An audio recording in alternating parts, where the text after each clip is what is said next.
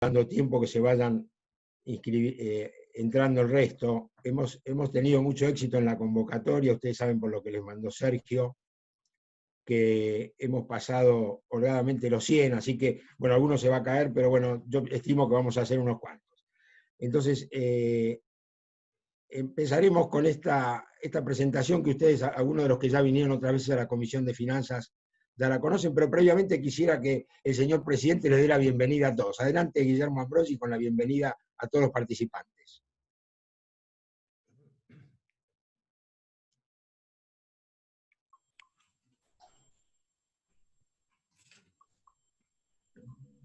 A lo mejor tiene el micrófono cerrado.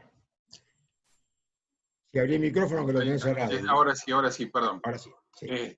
Bueno, bienvenidos a todos. Gracias, Guillermo, por organizar esto, que ha tenido muy buena repercusión y muchos inscriptos, y especialmente a Carlos Olivieri por traernos un tema realmente importante, interesante, para tratar de desbrozar un poco en esta maleza de incertidumbre en la que estamos viviendo, a ver si nos podés dar algunas ideas claras sobre las que podemos actuar y movernos. Así que a todos muchas gracias y adelante, Guillermo, con tu presentación.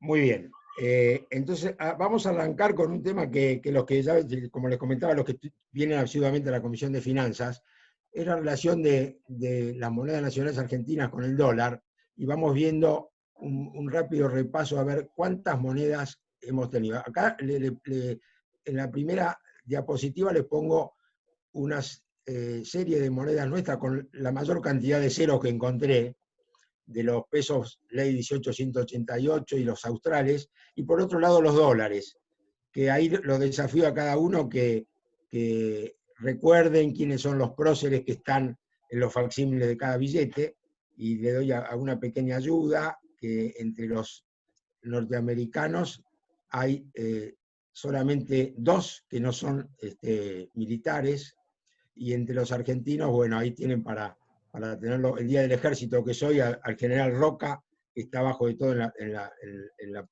plantilla de 1000 australes. Bueno, empezamos, Sergio, con la primera transparencia. Bueno, como les digo acá, en 120 años hemos tenido 5 monedas argentinas. El peso moneda nacional, que se creó durante la presidencia de Roca en enero del año 99, y rigió durante 70 años. Después estamos con el peso ley 1888, que empezó desde enero del 70 y rigió durante 13 años y poco. Y después viene el peso argentino, desde el año junio del 83, que rigió durante únicamente 2 años. Después el austral, desde junio del 85, que rigió durante 6 años. Y finalmente estamos con nuestro peso desde el año 92 hasta la actualidad, o sea que hemos pasado los 28 años. En el ranking venimos segundo, el peso moneda nacional estaba con 70 años, nosotros ya llevamos 28 años con esta moneda, que no es poco. Vamos, Sergio, a la transparencia siguiente. Bueno, arrancamos con el peso moneda nacional, que ahí tengo un facsímil que los que me acompañan, muchos de los que están acá, se van a acordar de estos pesos, el peso moneda nacional, que tuvo 2 formatos, y es curioso que durante los 70 años, durante los primeros 45 años, hasta julio de 1944, cuando por los acuerdos de Bretton Woods se creó el Banco Mundial, el Fondo Monetario, y se adoptó el patrón oro a tipo de cambio de 35 dólares por onza, en esos 70 años, si lo dividimos en 2, en los primeros 45, la devaluación del peso coincidió con el aumento de precios en Estados Unidos. Eso es lo que les quiero puntualizar. En los primeros 45 años el peso se devaluó 70%, pasó de 2 pesos moneda nacional con 35 a 4, y el índice de inflación de Estados Unidos también aumentó 70%, de 10 a 17.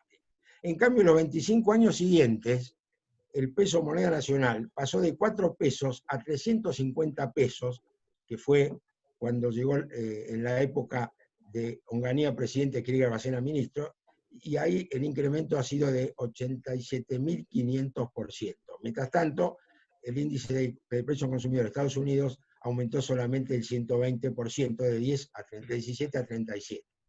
Ahí ya tenemos el primer indicio de cuando empezamos a diferenciarnos en nuestra devaluación del peso versus la inflación de Estados Unidos. Adelante con la segunda, Sergio. Bueno, después tuvimos el peso ley 1888, donde le sacamos 2 ceros a la moneda, o sea, el equivalente a 100 pesos moneda nacional, como les dije, rigió durante 13 años, y aquí este pobre peso sufrió algunos hechos relevantes, como por ejemplo que en el 71 el presidente Nixon terminó con la convertibilidad del dólar, por la fuerte emisión de dólares que tuvo que hacer para la guerra de Vietnam. En el 75, acá vivimos el Rodrigazo, y en el 82 la guerra de Malvinas. Este pobre peso sufrió estos 3 acontecimientos que le dieron que su devaluación fuera fenomenal. Pasó de 3 pesos con 50 cuando arrancó, después de haberle sacado 2 ceros, a 98.500 pesos. O sea, se multiplicó por 28.143. No lo pongo en porcentaje porque daría 2 millones y pico de porcentaje, una barbaridad. Y en cambio, el índice de inflación de precios en Estados Unidos pasó de 37 a 99, o sea, se multiplicó por 2,68, unas 10.500 veces menos que la devaluación argentina. Acá surge el emblemático papel moneda de 1 millón de pesos, que todos ustedes se acordarán, empezó siendo 1 peso y terminamos con uno de 1 millón de pesos. Pasamos a la siguiente, Sergio. Después vino el peso argentino. Este peso argentino tuvo una vigencia corta de 2 años y 15 días, y ya le tuvimos que sacar 4 ceros al famoso peso ley, y entonces pasó de la cotización de 10 pesos a 855 pesos en 2 años. Mientras tanto, el índice de precios en Estados Unidos pasó de 99 a 106, o sea que mientras el peso se devaluó un 85.500%, en Estados Unidos el aumento en esos 2 años fue de apenas el 7%. Ahí vemos otro gran salto. Bueno, pasamos a la siguiente, Sergio, con el austral. Bueno, el austral ya le sacamos 3 ceros, equivalía a 1.000 pesos argentinos, y también lo podemos dividir en 2. Durante los 2 primeros años tuvo una relativa calma para nosotros, pasó de 0,85, acuérdense que había el famoso desagio, y a 5,10 después de 2 años, o sea, un 500% de aumento en 2 años. Pero durante los 4 años siguientes pasó de 5,10 a 10.000, casi 200.000% debido a la hiperinflación del año 89. Mientras tanto, el índice de precios de Estados Unidos en esos 6 años pasó de 106 a 134, aumentó solamente el 26%. Vamos a la otra, Sergio, gracias.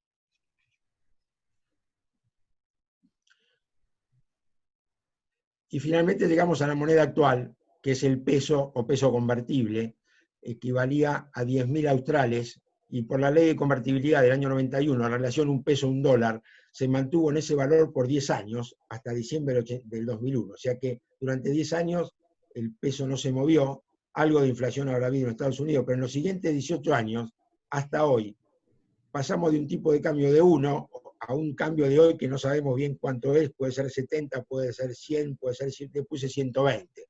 O sea, alrededor de 12.000% frente a un índice de inflación de Estados Unidos que pasó de 134 a 255 en los últimos 28 años, o sea que se aumentó un 90%. Pasamos a la última, Sergio. Bien, entonces llegué a la conclusión de apuntarnos a cuántos ceros le sacamos a la moneda. Y me salió un lindo número, que es el 2434, que podría ser una táctica de un director técnico del fútbol, el de 433, 424. En este caso, de 2434 son la cantidad de ceros que le fuimos sacando a la moneda. Si suman las 4 cifras, le va a dar los famosos 13 ceros. Así que pasamos el valor del dólar, de acuerdo a las distintas monedas, hoy sería equivalente a 120 pesos, como dijimos, 1.200.000 australes, 1.200 millones de pesos argentinos, 12 billones de pesos ley y 1.200 billones de pesos moneda nacional. Con esto tenemos una dimensión de la evaluación argentina en todos estos 120 años. Vamos a la última, Sergio. Bueno, y en estos 28 años Estados Unidos tuvo 4 presidentes, nosotros tuvimos 9, desde Menem hasta Alberto Fernández, pero tuvimos 14 presidentes del Banco Central en 28 años y 20 ministros de Economía. Todo esto sin pandemia. Y ahí les puse un facsímil de los billetes de 50 centavos del peso moneda nacional, que los que peinan algunas canas y tienen poco pelo se van a acordar, los más jóvenes ni siquiera habían nacido. Bueno, como había prometido a Carlos, no me iba a pasar de 15 minutos, creo que utilicé 12, así que ahora sí le paso a Carlos, cuando ya tenemos en el salón, ¿a cuánta gente tenemos, Sergio? 39 creo que es. 39. Bien. Bueno, así Muy que bien. con estos inscritos le paso a Carlos que nos cuente el sorprendente impacto del coronavirus en el mercado de capitales. Adelante, Carlos. Muy bien, a ver si ahora podemos pasarla Cargarla o tengo que anexarla. Room. Sí, Carlos, podés subirla. Bueno, ¿la subo yo directamente? Sí, adelante. Ok, entonces, a ver si por acá y... Room. Espera que voy a abrirla. No, pensé que la tomabas directamente, pero la subo, enseguida. la subo. No importa, la tengo acá a mano. Por acá. A ver. Si no, subíla y a ver quién lo hace más rápido. No, aquí está. Bien. Entonces, vamos a empezar a hablar definitivamente de... a ver, por acá no. La siguiente. Te voy diciendo, Sergio. Bueno, vamos a ver 5 aspectos. Uno es el impacto de la pandemia sobre los mercados de capitales. Después vamos a entrar a analizar los sectores que más han sido afectados por esta pandemia y cómo siguen afectados y cuáles las perspectivas que tienen. Adicionalmente vamos a ver los esfuerzos que están haciendo algunos países, fundamentalmente Estados Unidos y los de la Unión Europea, para neutralizar estos efectos, que es realmente monumental como nunca se habían visto. Después vamos a ver las opiniones que hay sobre las consecuencias de esta pandemia, que son totalmente divergentes. Por un lado tenemos los economistas, las grandes universidades internacionales, y por otro lado tenemos los operadores de los mercados financieros. Y por último vamos a ver tal vez el tema más importante, que es la adaptación de la cartera de inversiones en el contexto actual. Ok, pasamos a la siguiente. Entonces, básicamente hay 6 aspectos que me resultan importantes de destacar. El primero, que tiene características esta crisis que no se habían visto desde el año 29. El índice fundamental de los mercados, como ustedes saben, es el Standard & Poor's 500, que en febrero de este año había alcanzado los 3.373 puntos. Había en ese momento más de uno que opinaba que este índice estaba algo elevado, pero empezaron a sentirse los efectos de la pandemia y cayó en solo un mes un 33%, hasta ponerlo en 2.237. Quiere decir que la persona que tenía $1 millón de repente en un mes se sintió que tenía $666.000. Y bueno, la desesperación de los mercados fue como nunca se había visto en los últimos 30 años. Desde que yo tengo uso de razón, nunca había visto este pánico tan fuerte que se sintieron sobre los mercados como consecuencia de este.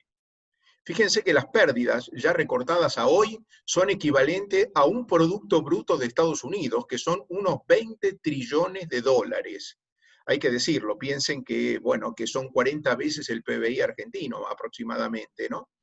Y bueno, todos los países grandes que tienen espalda porque la tasa de interés estaba por el piso, empezaron por prueba y error a tratar de neutralizar los efectos del mercado, los efectos que producía el coronavirus, y tratando de neutralizar pérdidas. Como ya los mercados en el 2008 habían salido exitosos gracias a lo que había hecho la Reserva Federal y el Banco Central Europeo, empezaron a tratar de colocar medidas similares para neutralizar este efecto, y en muchos casos los propios operadores de los mercados le creían a los bancos subía, pero 2 días después venían nuevos datos sobre la pandemia y los mercados volvían a caer. Y lo más trágico de todo esto es ver los índices de desempleo cómo subieron. El índice de desempleo es uno de los índices que más identificado está con la suerte de los mercados bursátiles. En febrero, el índice de desempleo en Estados Unidos era solo de 3,5%, prácticamente indicaba el pleno empleo, y ya a fines de abril está en el 14,7%, y lo vamos a ver mucho más alto todavía en el mes de mayo, aunque se espera que en junio esto vuelva a caer. Pero en Estados Unidos se esperan cerca de entre 25 y 30 millones de desempleados que se vieron afectados por el coronavirus. Entonces, en este contexto, la incertidumbre se apodera totalmente de los mercados y nuevamente se ve el flight to quality, que es la transferencia de los fondos de los activos de riesgos hacia activos de bajo riesgo, fundamentalmente los bonos del Tesoro americano, que se ven que le ofrecen a una tasa de interés de solo el 0,607% anual pensado en un bono a 10 años. Abajo de la inflación americana, quiere decir que la gente estaba dispuesta a perder un poquito con tal de no ver la caída que le ofrecían los mercados accionarios. Y acá lo más trágico para los países emergentes es que nunca se vio una salida de capitales tan grande de los países emergentes hacia los países de mayor desarrollo en el mercado de capitales, entre los cuales nos encontramos nosotros, Brasil y otros países que sentimos la crisis de una forma muy significativa. Para adelantarlos, Brasil llegó a perder el 50% del valor de los mercados, y Brasil es un mercado muy, muy grande. Por otro lado, la volatilidad de los mercados, que habitualmente se mide con el índice VIX, que normalmente cuando los mercados están tranquilos, están en el orden de 15, llegó a pasar los 80 puntos, que es superior a los que habíamos tenido con la crisis de las hipotecas del año 2008. Y bueno, y por último, uno no sabe realmente a qué atenerse cuando empieza a leer lo que dicen los economistas y lo que dicen los bancos. ¿Por qué? Porque son opiniones totalmente diferentes. Si uno empieza a leer lo que dice Harvard, lo que dice el Fondo Monetario en algunos aspectos, lo que dicen otros, bueno, dice la pandemia, los efectos de la pandemia no han terminado. Ahora, si ve a los bancos, dice todo lo contrario. Ok, pasamos a la siguiente. Entonces, a ver si pasa con... Sí, bueno, miren, esto es un resumen de cuáles fueron las principales consecuencias de los mercados de capitales que ya vamos a explayar a lo largo de esta charla. Los dos más beneficiados de esta crisis fueron los bonos del Tesoro americano, que estaban acostumbrados a trabajar con tasas que eran 3 veces a las actuales. O sea, estábamos hablando de una tasa del 2%, y ahora nos encontramos que la tasa real de un bono a 10 años es solo 0,6%, y todos los bonos del Tesoro americano subieron significativamente. Y el que se despertó claramente fue el oro, que tuvo un incremento notable, pero todo lo demás bajó. O sea, bajó China, pero China neutralizó el efecto del acuerdo con Estados Unidos, con lo cual la baja de China es un producto de un negativo del coronavirus y un positivo del acuerdo con Estados Unidos, que aunque tenga visos de cierta endeblez por la situación actual, tuvo un efecto negativo del 6%. Los bonos high yield en general bajaron más que otros activos financieros. Los emergentes bajaron un 18%, las acciones emergentes fundamentalmente, las que más se vieron afectadas, como ya comentamos, eran las de Brasil, las de Rusia, las de India y en menor medida las de China. Por otro lado, el Standard & Poor's llegó a bajar un 21%, ahora está recortando, llegó a bajar más, un 30%, pero fue recortando, y esto lo tenemos al 20 de mayo. Los commodities se vieron terriblemente afectados, fundamentalmente el petróleo de por sí bajó un 50%, porque básicamente la oferta superó con creces a la demanda de petróleo y Brasil fue uno de los más afectados por la crisis del coronavirus, que se veía venir la pandemia que está sufriendo hoy Brasil. La siguiente, por favor. Entonces, aquí tenemos los tres efectos más importantes. Por un lado, el que tenía bonos de bajo riesgo, bonos investment grade, prácticamente no sufrieron castigo. Es la primera línea que tenemos. Bajaron en su momento, perdieron un 10%, pero se recuperaron. Aquí hay un fondo en Estados Unidos que es un fondo que sigue el índice de los bonos investment grade, que se llama LQD, que se observa que ya recuperó esa pérdida que nos dio el coronavirus, y ya el mercado aconsejan en invertir en estos bonos con gran prioridad. Prácticamente todos los bonos, todos los bancos de inversión aconsejan a que el que tiene dinero vaya a estos bonos, porque aún hablando con la gente de Standard & Poor's, dice no, estos bonos no van a sufrir mayor impacto. Puede haber un 3-4% de compañías de grado de inversión, investment grade, que se sientan afectados, pero el efecto va a ser mínimo. Las acciones de Estados Unidos llegaron a bajar máximo 33 y ahora se recuperaron y hoy tienen un -8. Ahora vamos a ver que este -8 se divide en sectores muy afectados y otros que realmente han ganado en medio de esta crisis. Y por último, los commodities cayeron mucho. Los más afectados fueron el petróleo, del cual vamos a hablar con detenimiento. Muy bien, la siguiente, por favor.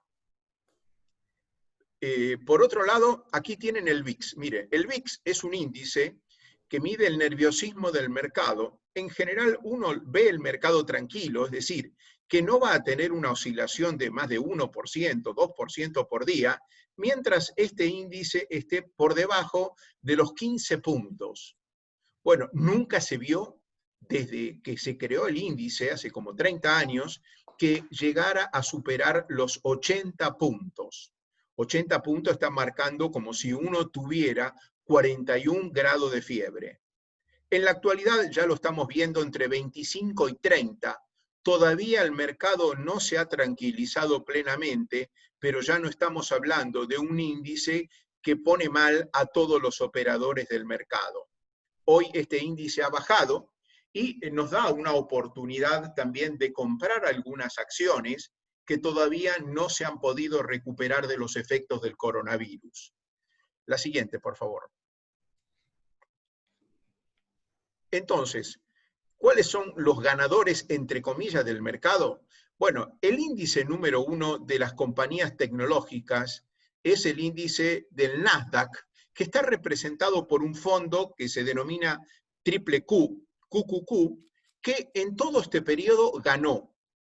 O sea, las compañías apuntaron en gran medida, mejor dicho, los inversores se sintieron bien cobijados dentro de las compañías como Microsoft, Apple, Facebook, Amazon y una serie de otras compañías que está viendo de que el fenómeno de las tecnológicas se agranda y se diferencia del resto del mercado.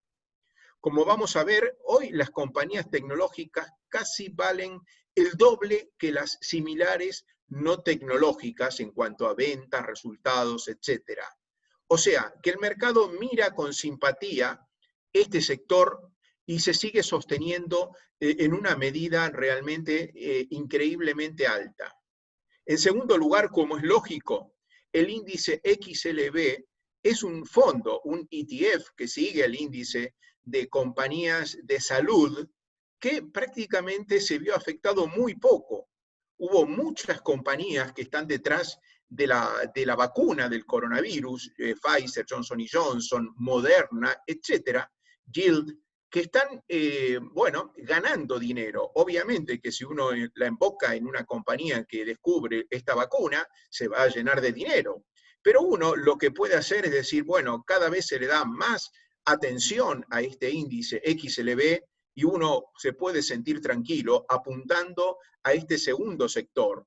Es decir, acá vemos la consecuencia más lógica que tiene este movimiento del mercado, que es apuntar a estos dos sectores, tanto XLB como QQQ, es decir, compañías de salud como compañías de salud tecnológicas. Ok, acá tenemos las más grandes compañías tecnológicas que todas subieron, las que tenían alguna vinculación directa con el coronavirus.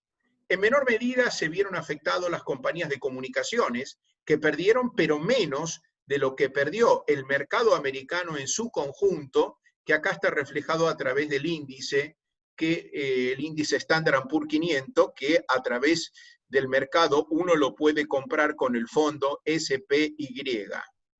O sea, en definitiva, hubo de los 10 sectores en que se divide el mercado, 3 que sufrieron muy poco y otros 7 que se sintieron altamente impactados. Vamos a la siguiente, por favor. Entonces, aquí tienen una transparencia que muestra cómo estamos después de la crisis que en cierto modo para los mercados ya está siendo superada. Es decir, los mercados bursátiles creen que ya el efecto principal ya pasó. Y acá vemos las compañías del sector tecnológico que funcionan muy bien para los mercados, como Apple, Microsoft, Amazon, Google, Facebook, Nvidia, que es una compañía que está surgiendo muy aceleradamente, Netflix. Y estas compañías hoy tienen una relación de lo que valen las compañías y las ganancias de 47.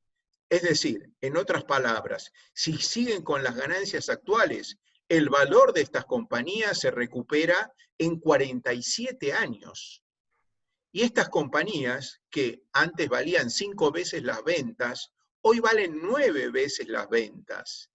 El price book en dólares, obviamente, está 14 veces lo invertido por los accionistas, y la relación del valor de las compañías, incluyendo la deuda financiera y el cash flow o EBITDA, es 26. Normalmente esto estaba muy por debajo de esta cifra, por la mitad en general.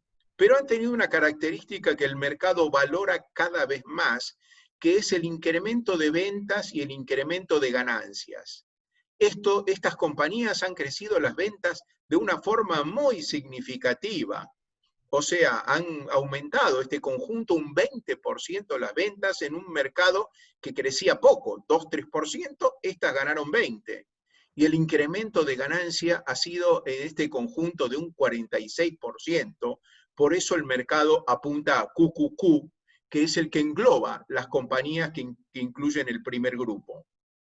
Cuando pasamos al segundo grupo, ¿qué encontramos? Bueno, las compañías que van a la otra economía, a la economía que no es la economía propia del conocimiento, como le llaman, que son Berkshire, que es la compañía que administra Warren Buffett, Visa, Johnson & Johnson, Walmart, Mastercard, Procter & Gamble, JP Morgan, Intel, Pfizer, AT&T, Merck, y Exxon, que son las compañías más grandes del mundo en valor de capitalización, y todas estas compañías tienen un price earning normal, un price earning de 20, ¿no es cierto? O sea, que acá lo que tenemos es un price earning que es el que históricamente han tenido los mercados.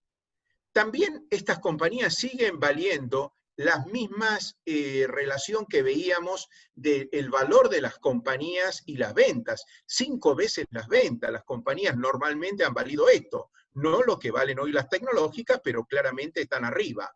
Hoy la realidad es esa. Las tecnológicas valen el doble prácticamente de lo que valen las demás compañías de la economía más real, más doméstica, más de otro tipo, ¿no es cierto? El price book, fíjense que es casi la mitad, está en 8,7, alto pero no tanto, y ahí lo que empezamos a ver que el price book de Exxon es 1, lo que está reflejando que las reservas petroleras de Exxon no valen nada virtualmente para el mercado. El Enterprise Value EBITDA es 15, lo normal es que esté ligeramente por debajo de esto, pero estas otras compañías no crecen ni en ventas ni en ganancias, con lo cual el mercado las castiga de una forma muy significativa. Pasemos a la siguiente, por favor. Y aquí podemos ver lo que pasó con las compañías más valiosas del mercado en lo que va del año. Fíjense, Amazon. Amazon sigue creciendo y da la sensación de que va a crecer hasta el cielo, pero siempre hay que tener en cuenta de que antes se corta. Pero este año ha crecido un 30%, gracias al delivery de los productos que tiene y que la gente no va tanto al shopping. Microsoft 16%. La gente ya utiliza muchísimo lo que es la tecnología de app de Microsoft y esto incrementa su valor. Apple también, obviamente Facebook lo mismo, y Google también sigue creciendo de una forma significativa. Para el contexto, que el contexto marcaba una caída de los mercados, y acá lo que vemos es que ocurre que el mercado está apuntando a este tipo de compañía. Muy bien, pasemos a la siguiente, donde vemos que cuando hablamos de renta fija, es decir, bonos, acá tenemos como bonos, básicamente, que los bonos del Tesoro americano han sido los más beneficiados de este traslado hacia la calidad, al flight to quality que tienen que tiene la gente para protegerse de este tsunami que ha provocado el coronavirus, y mucha gente dijo, no, yo hasta que no pase la pandemia me quedo en bonos del Tesoro. Pero hay que tener cuidado, los bonos del Tesoro a largo plazo, si la tasa de interés llega a sufrir, van a tener un impacto negativo muy importante. Con lo cual hay que cuidarse porque acá nos estamos refiriendo a bonos a largo plazo y una tasa tan baja como esta nunca se ha visto permanecer durante mucho tiempo. Por otro lado, ahí tenemos el EQD. El EQD es el fondo de bonos investment grade, que es hoy el activo más recomendado para la mayoría de los analistas. Y los que han sufrido caídas son los bonos que tienen un alto riesgo, bonos de fundamentalmente high yield, como le llaman, que en general no se quieren. Tampoco se quieren los bonos de emergentes y salen en gran medida de los emergentes y van a parar a los bonos del Tesoro. Las acciones preferidas cayeron y hoy en parte se fueron recuperando porque fundamentalmente había muchas preferidas del sector petroleros que se vieron muy castigadas por la caída del precio del petróleo, pero sigue siendo también un fondo atractivo. Hoy la rentabilidad que dan las acciones preferidas, en la medida que todo sigue igual, está arriba del 5%, los bonos high yield 5,5%, los bonos de emerging markets 5%, los bonos de bajo riesgo 3% y los bonos del Tesoro a 20 años, 1,78%. Esto es si nos quedamos en este fondo. Pero a 10 años, obviamente, como comentamos antes, la tasa está alrededor del 0,7%. Pasamos a la siguiente, por favor. Entonces, hoy cuando miramos el segundo mercado, el mundo está dividido básicamente en tres mercados grandes. Uno es el norteamericano, en gran medida basado en las dos bolsas monstruosamente grandes, que es la de Nueva York y el Nasdaq. El segundo es el mercado chino, hoy chino, el mercado de Oriente, que tiene la base, está siendo cada vez más desarrollada en Hong Kong, tiene las ciudades principales de China, más Hong Kong, y el tercero es Europa, que es un mercado que está muy castigado en los últimos años, porque en general no levantan en rentabilidad. En el primer trimestre de este año, las compañías de Estados Unidos cayeron en resultados alrededor de un 10%, 11%, y las europeas un 22%. Y obviamente el segundo trimestre, que va a ser el más castigado, se presume que va a seguir este impacto tan negativo de Europa. Y el más castigado de Europa, obviamente, es Gran Bretaña, que tiene una moneda débil. Europa en su conjunto pierde el 28%. Alemania tampoco ha andado muy bien porque cae el 23%. Y el mejor, el más sólido, es Suiza, liderado en gran medida por Nestlé, que lo tenemos allí. Y los bancos europeos hoy han caído en sus resultados nada menos que el 50%.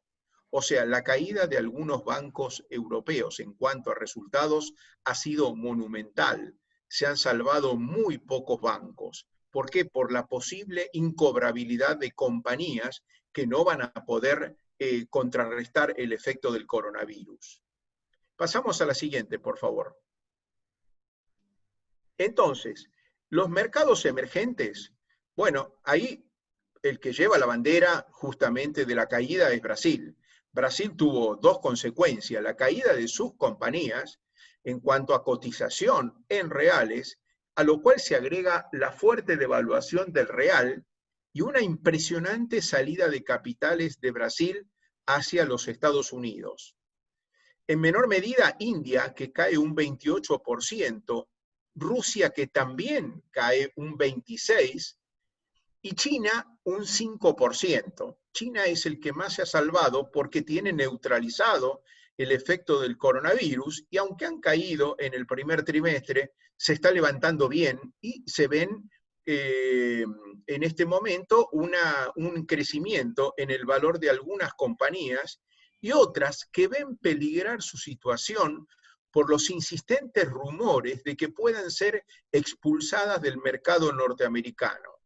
O sea, no sé si es cierto, no sé si es verdadero, pero hay un riesgo y hoy no, llama mucho la atención de que si uno toma las 10 compañías más importantes de China, en las dos bolsas oficiales de Estados Unidos, tanto la de Nueva York como en el Nasdaq, solo 3 cotizan y las otras 7 están en el mercado over the counter, que es el mercado que no controla la SEC.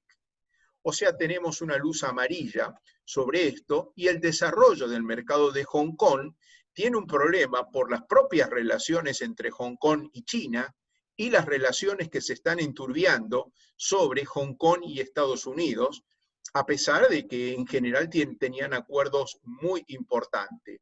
Pero es un punto también a tener en cuenta, y el otro es que las acciones chinas tienen son de dos tipos, las acciones A y las acciones B, una para los extranjeros, otra para los chinos, con lo cual los que gobiernan son las acciones que están custodiadas por los chinos, propiamente dicho.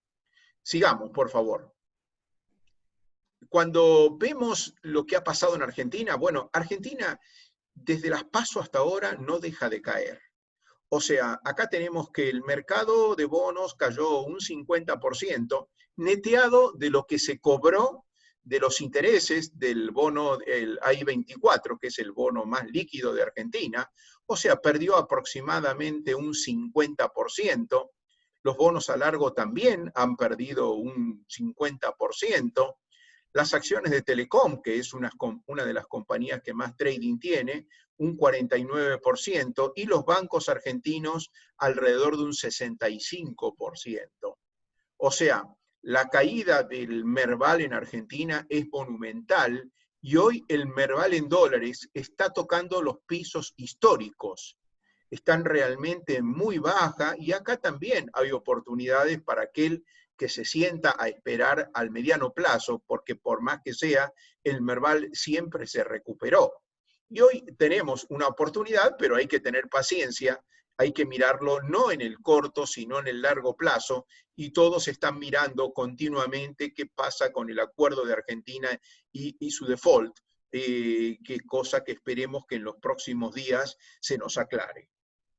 Pasamos a la siguiente, pero Argentina sigue con un problema muy serio cuando lo analizamos desde el punto de vista de la situación financiera del Banco Central que le preocupa a la mayoría de los inversores. Acá entramos en el sector tal vez más castigado de todos. Mira, lo primero que hay que tener en cuenta es que el petróleo tiene varias características muy propias. Por empezar, la producción de petróleo está más o menos en condiciones normales en 100 millones de barriles y históricamente la oferta y la demanda no variaban sustancialmente en cuanto a cantidad, pero de repente el coronavirus hizo que se cayera estrepitosamente la demanda. Obviamente, los aviones no funcionan y se llevan casi un 10% de la producción de petróleo. imagínense que solo los aviones le hacen un agujero a la demanda infernal.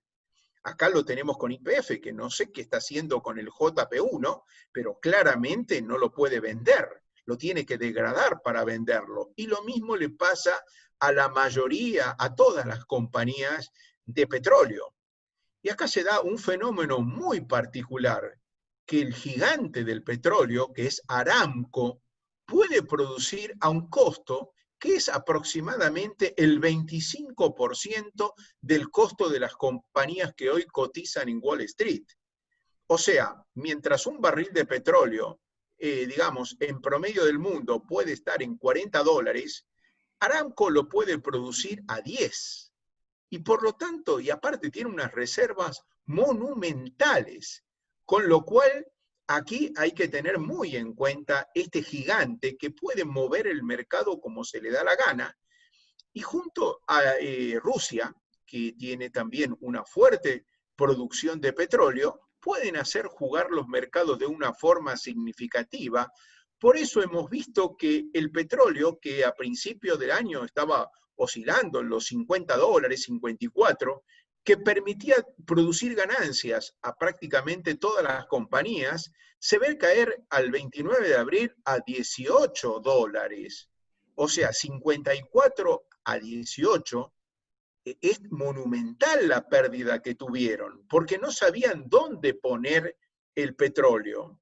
Y a eso le tenemos que agregar que, claro, si uno tenía un compromiso de llevarse el petróleo que había comprado, tenía que pagar para que otro se lo lleve, y llegó a valores negativos el valor del futuro del petróleo en el mundo. Y hoy ese precio del petróleo al cual se comercializa sigue estando para una gran cantidad de compañías por debajo de su costo. Es decir, muchas compañías encuentran que el costo está alrededor de $35, $40 y hoy el precio está en 30, con lo cual siguen perdiendo. Pero ¿qué pasa? El costo de extracción es bajo, tienen que hacer frente a compromisos bancarios y por lo tanto trabajan a pérdida en su costo conjunto. Y aquí tenemos que la caída de las compañías petroleras en cuanto al valor de la acción estuvo en un 40%. Y prácticamente no hubo compañía que se salvara. Exxon, Shell, Total, British Petroleum, Conoco, Petrobras, Schlumberger, que es la compañía líder en perfilaje, la compañía modelo, llegó a tener un valor de capitalización que superaba los 100.000 millones de dólares y al 15 de mayo lo vemos en 24. Una compañía realmente exitosa en toda su historia. Oxy también fue otro motivo de fracaso para el inversor de una manera estrepitosa, al valor al cual se cayó. Pero ese 40% ocurrió en muy poco tiempo. El único que se salvó de la crisis, que perdió, pero muchísimo menos, fue Aramco. Y otra cosa grave que nos encontramos en el mercado de compañías petroleras es que hoy la deuda supera con creces el valor de los patrimonios de las compañías petroleras tomadas en su conjunto. Y prácticamente casi todas las compañías tienen una deuda respetable y hoy más de una no quiere prestarle a las compañías petroleras por esta situación de pérdida que están teniendo. Con lo cual nos encontramos que el valor de mercado es parecido al valor del equity, lo que está significando de que el valor de las reservas es virtualmente cero. Algo que nunca se había visto. Antes una compañía petrolera valía por su patrimonio más el valor de sus reservas. Y hoy cuando vamos a sumar las reservas, nos encontramos que ese valor no existe para el mercado de capitales. Y las ganancias, fíjense que este conjunto de compañías habían ganado como earning per share, ganancia por acción, $20, 19.70 en todo el año pasado y bajaron a menos de $2 en el primer trimestre del año. Y el segundo también va a tener consecuencias nefastas. O sea, que es un sector que el mercado lo ha sobrecastigado y ahora actualmente cuando uno se pregunta, bueno, ¿es hora de comprar? Sí, pero con muchísimo riesgo.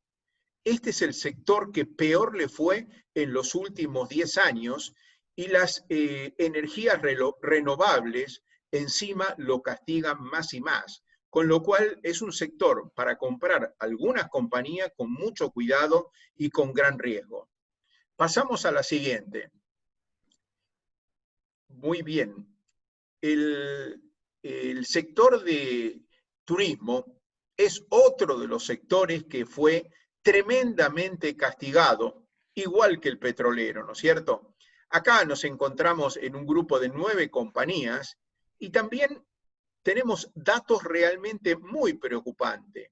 Hay compañías como American Airlines que tienen patrimonio negativo, o sea, ya están listas para un Chapter 11 de Estados Unidos, o salvarse de alguna manera, pero que no va a poder seguir viviendo y le puede pasar, me estoy adelantando y no quisiera ser tan negativo, pero a muchas compañías aéreas como Lufthansa, como la mayoría de ellas, que tienen que caer a una situación similar a la que tuvo que caer el LAN esta semana. LAN Chile, LAN, mejor dicho, el ATAM, para ser más preciso, ha tenido que recurrir al Chapter 11, a la convocatoria en Estados Unidos, porque no podía resistir esta situación de tener un nivel de deuda alto para lo que tienen hoy de patrimonio.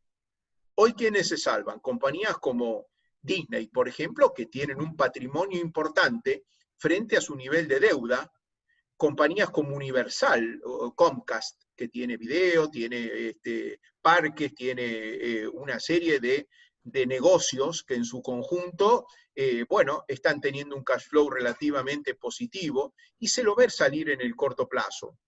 Booking es una compañía que, bueno, todo el mundo la conoce por las reservas que han tenido y bajó significativamente y ahora vemos que está comenzando a remontar. Marriott, por ejemplo, prácticamente no tiene patrimonio. Lo mismo le pasa a Hilton, que tiene patrimonio negativo. Southwest Airlines, bueno, en esta compañía me quiero detener porque es una compañía que sí tiene patrimonio.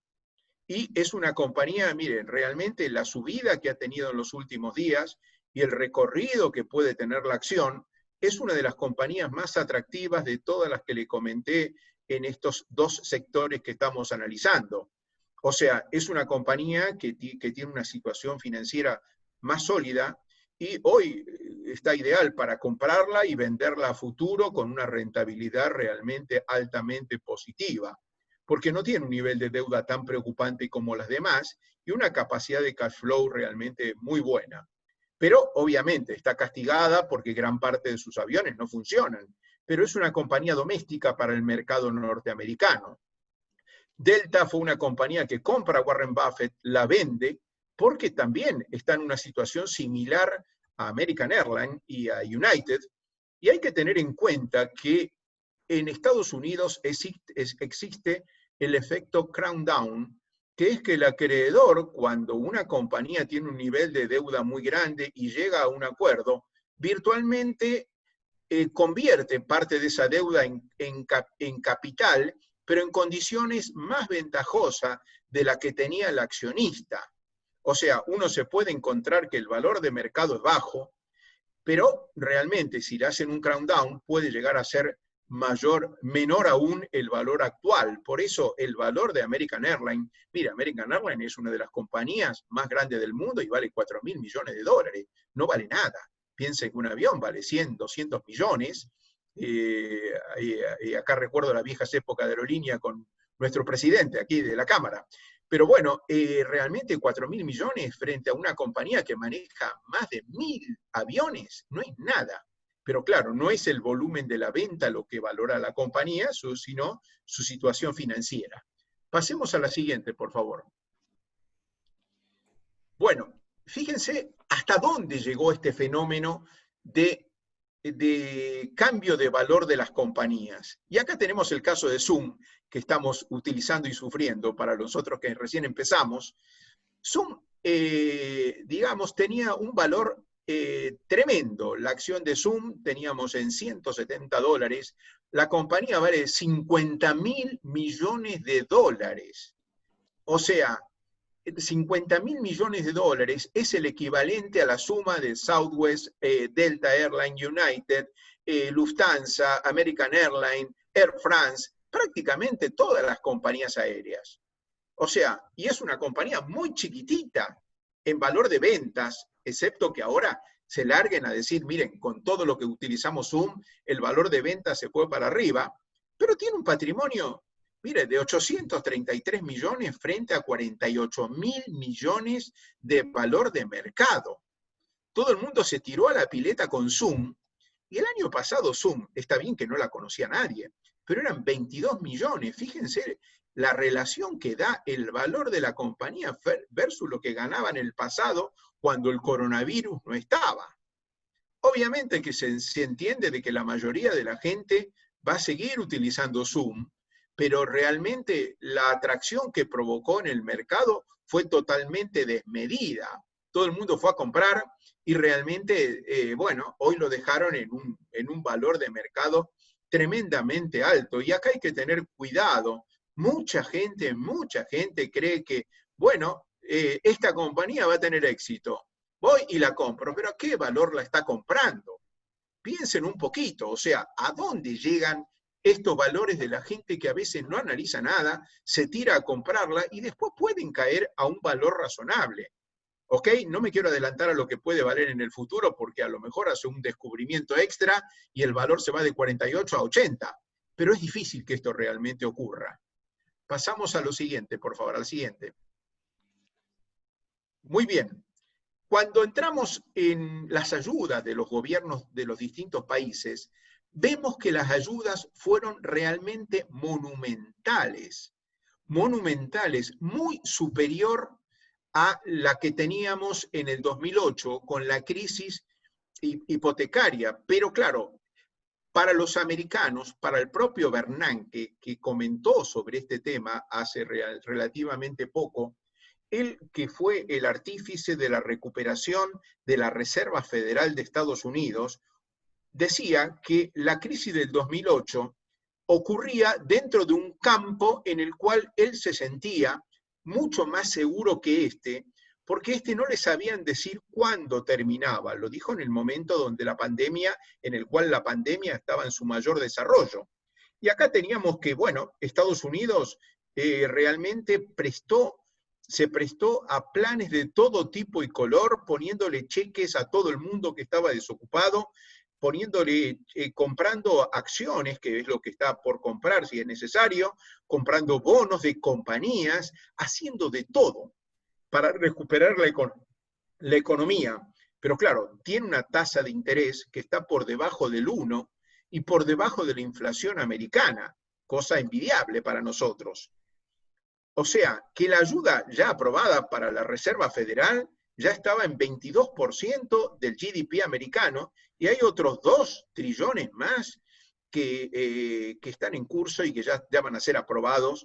Y en este tema están de acuerdo los dos partidos, los republicanos y los demócratas.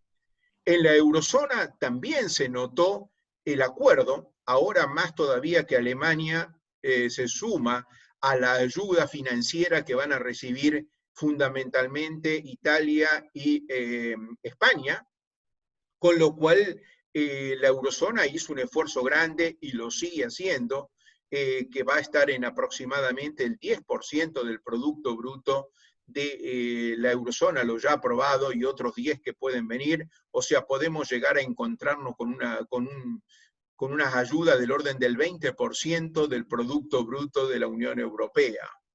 Japón tampoco estuvo a la altura de todos estos, menor la ayuda, pero el efecto de la pandemia en Japón fue menor, y así todo fue el 4% del Producto Bruto japonés. Pero lo que viene también, Japón está prestando mucha atención a la situación financiera de las compañías y las ayudas no se hacen esperar. Gran Bretaña lo mismo, Gran Bretaña llegó a un nivel de ayuda muy elevado, lo sigue haciendo, y realmente es una de las más castigadas en cuanto a los mercados de capitales. China también, pero China ya lo tiene más superado que las demás, y los demás países están mucho más rezagados porque la situación financiera no es la misma que tienen estos países que habíamos comentado. Ok, seguimos entonces para la siguiente, donde lo que vemos es la caída del Producto Bruto estimada, ¿no es cierto? Estimada fundamentalmente por los bancos internacionales, por The Economist, que va a estar en el orden del 7,7% en Estados Unidos.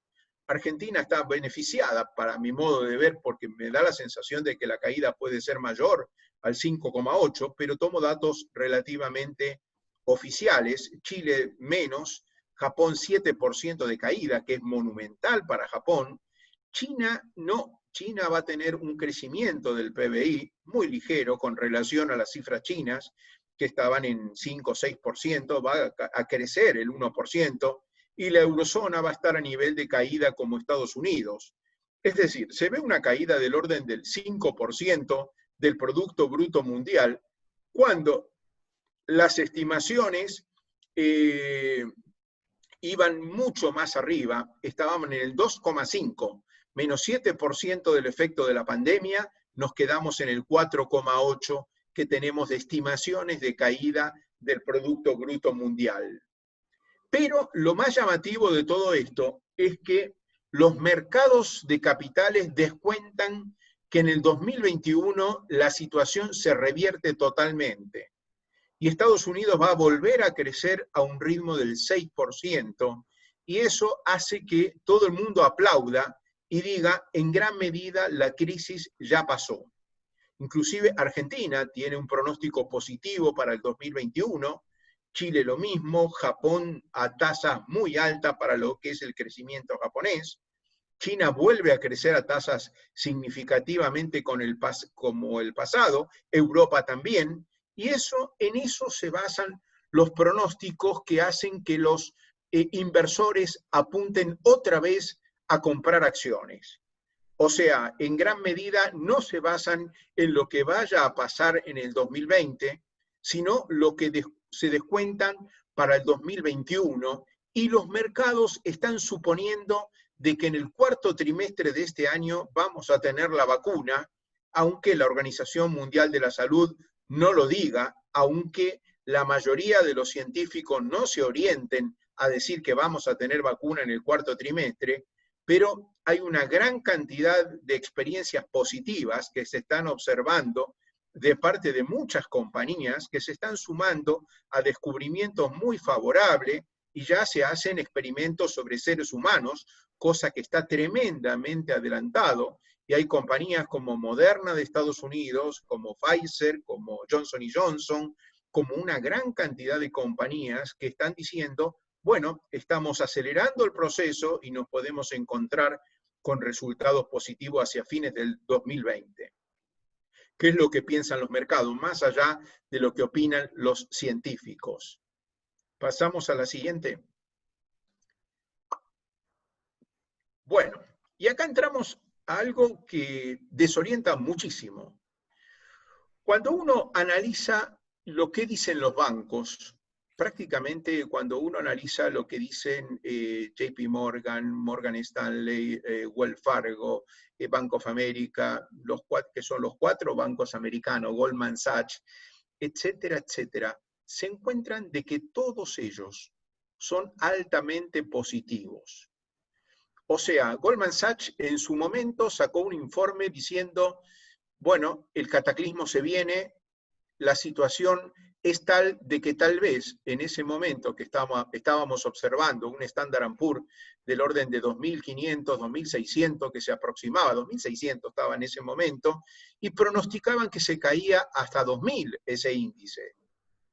Pero hace aproximadamente un mes o un poco menos, salieron a decir exactamente lo contrario. Miren, ya no es probable esa caída al 2000, sino que vemos en lo que está actualmente el mercado, a 3000. O sea, dejando atrás todo esto. UBS y la mayoría de los bancos europeos, es decir, no encontré ningún banco que diga lo contrario. Creen que de acá hasta fin de año vamos a tener todavía un crecimiento en el valor de las acciones internacionales, fundamentalmente las norteamericanas. Con lo cual también ven un crecimiento. Y en general hay que tener en cuenta de que los inversores le prestan más oído a los banqueros que a los analistas económicos. Y prácticamente todos creen que el Standard & Poor's 500 se va a acercar más, va a estar en el orden de 3.000 y pico hacia fines de año, cuando ya en mayo lo teníamos, ya el 25 de mayo en 2.955. Frente a esto, uno no ve que los economistas digan algo parecido. Cuando vemos lo que dice Harvard, por ejemplo, bueno, o lo que dice el Financial Times tiene una serie de economistas muy respetados por los lectores, muy respetados por las universidades, pero no tanto para los mercados. Es curioso. O sea, Wolf, que es el número 1 del Financial Times, el que respalda la mayoría de las columnas principales del Financial Times, decía que esta podía ser una de las peores crisis que tenían los mercados desde la Gran Depresión. El día que sacó este comunicado, los mercados bajaron significativamente. Por otro lado, en Harvard hay media docena de analistas, prácticamente todos, ven que la recesión global se viene. Cuando uno escucha a Rogoff o a Carmen Reinhardt, bueno, le da un poco de vértigo, sobre todo en el momento en que los mercados vivían esta situación. Y se encontraba donde decían, bueno, ¿hasta dónde caeremos? ¿Será una próxima crisis parecida a la del 29? Bueno, daba la sensación cuando uno escuchaba a la gente de Harvard que sí, y que decían que la probabilidad de tener una V, es decir, que la caída se transforme en una subida, era baja o remota. Inclusive decían, no, esto va a ser una L. Caemos y nos quedamos abajo, deprimidos durante un gran periodo. Y aún ahora, todavía que ya los mercados se recuperaron, uno ve un divorcio total en las opiniones de los pensadores de las universidades, de la mayoría de las universidades, no todos. Acá no hay unanimidad, pero encuentra de que la gran mayoría sí piensa que vamos a volver a tener otra ola de caída en los mercados, cosa que no se está produciendo, este segundo tsunami, y bueno, y muchos autores económicos y financieros que no son de bancos, porque para los bancos la crisis ya it's over, como suelen decir, ya está superada. Y vamos ya entrando en la perspectiva que uno junta con la siguiente, de lo que uno ve, observa, de lo que dicen. Fíjense, el petróleo. Esto es no tengo autorización de los bancos para decir quién fue el que me lo dio, pero bueno, o que los que me dieron estos valores. Los saco de un promedio de los 2 o 3 bancos internacionales más importantes. Pero estos bancos dicen, bueno, el WTI, el petróleo, va a estar en 33. Fíjense que 33 todavía no llega al costo de algunas compañías petroleras. Y en el mejor de los casos lo dejan en un 0-0, en un break-even. Muy por arriba del costo que tiene Arabia Saudita, obviamente. El oro no lo ven como salida, sino que va a poder caer un poquito, a pesar de que hay otros analistas que dicen, bueno, las familias de Estados Unidos hoy tienen entre un 3 y un 5% de oro en su cartera. Y eso es importante también. Los cereales van a subir ligeramente, la soja también, para la mayoría de los mercados. O sea, que esto fue anunciado, estoy hablando del 15 de mayo, estoy hablando hace 15 días, y este último recorrido de los mercados ya habían sido anticipados por los bancos y los inversores los siguieron y aprovecharon la ganancia que han tenido los mercados en estas últimas 2 semanas. Y pasamos a la siguiente para ir ya terminando, que vemos que, fíjense, varios bancos dicen que los mercados, hoy estamos arriba de 3.000, pero el 15 de mayo estábamos en 2.600, va a alcanzar alrededor de los 3.400 puntos hacia fin de año, es decir, todavía tienen recorrido. Europa prácticamente va a quedar igual, ¿ok? Europa tiene el problema de que los resultados no vienen bien de la mayoría de las compañías, vienen cayendo como comentamos. Los emergentes liderados por China sí van a tener una subida, pero tampoco va a ser excepcional, va a ser ligeramente hacia arriba. con la nube que le implica el problema de la relación de China, Estados Unidos, y en el medio está la crisis que está provocando Hong Kong, con lo cual preocupa a los mercados. Con lo cual China sí, pero hay que analizar y hay que seguir muy de cerca lo que pueda estar pasando con las exportaciones chinas para el futuro, con lo que va a estar pasando con los mercados de capitales en China. Y no hay que olvidar un tema muy importante: el endeudamiento sumado de las compañías chinas, más el gobierno chino, que no es tanto, más las familias chinas, es de un 200% o un poco más del Producto Bruto chino, y eso preocupa a más de un analista. Muy bien, muy aceleradamente, ya estamos terminando. Pasamos nada más que a la segunda para comentarles cómo están las carteras. Miren, hasta antes del COVID, las carteras era muy fácil determinarla. 50% de acciones, 50% de bonos. Y en bonos teníamos bonos de todo tipo: bonos de investment grade, de bajo riesgo, bonos de alto riesgo, acciones preferidas. Obviamente estaban las obligaciones negociables argentinas dentro de las características de algún inversor local.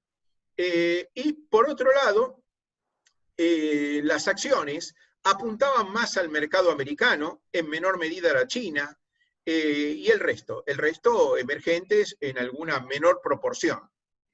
Pero cuando vino el coronavirus, empezaron a cambiar las carteras. Y las carteras, en vez de dividirse en dos, se dividieron en tres partes. Un tercio fueron a quedarse en acciones, fundamentalmente en Estados Unidos, y más apuntando a lo que comentamos anteriormente: acciones de salud, acciones tecnológicas, y que uno las veía subir de una manera sorprendente, pero tratando de salir de emergentes. Hoy emergentes, alguna ficha merece ponerla. Después, en segundo lugar, teníamos bonos, pero ya en menor medida, y acá apuntábamos a bonos fundamentalmente con grado de inversión. Bonos de bajo riesgo, bonos de empresas que tienen una situación financiera solvente, en otras palabras. La propia gente de Standard & Poor's dijo que no veía problemas en el 96% de los casos de los bonos que ellos consideraban investment grade, con lo cual el impacto iba a ser muy menor. Y por eso estos bonos cayeron cuando aparece la pandemia, cayeron un 10%, pero ya se recuperaron y hoy recomienda estar en esos bonos, con lo cual tenemos ese tercio fundamentalmente apuntando a esas características de inversiones. Fundamentalmente pueden ir a ETF, o sea, fondos que siguen índice, pero acá los que estuvieron más beneficiados por este proceso fueron algunos fondos mutuos que supieron manejar la selección de bonos y tuvieron un crecimiento significativo. Después, el otro tercio apuntaban al resto. Muy poquito a commodities, oro 3 a 5% del portafolio, y eso uno lo escucha hablando con los asesores financieros de la mayoría de las compañías, de las familias norteamericanas.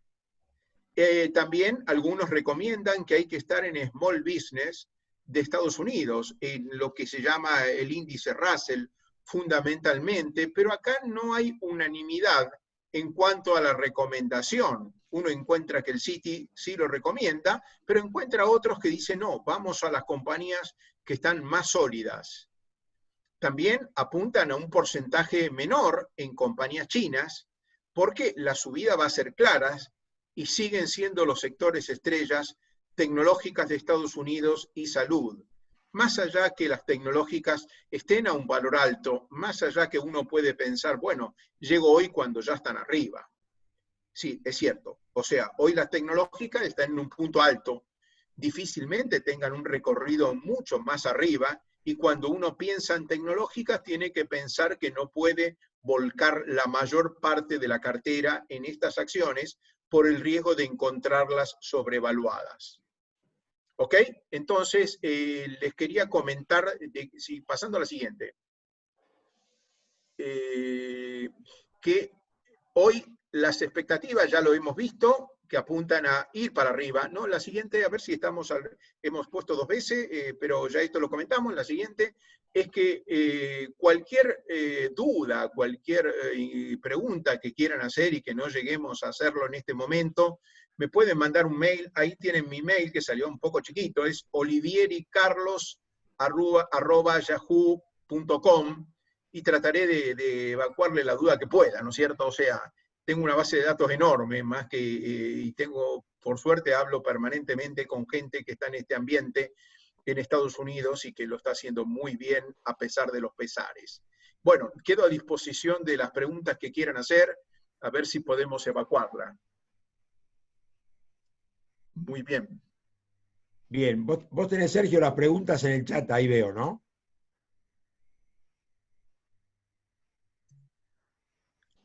Sergio, me escucha a cambio, Sergio. Hola, sí, si les parece le damos espacio a las personas que fueron dando las preguntas. La primera es la señora Mariela Janusevsky. Sí, Mariela.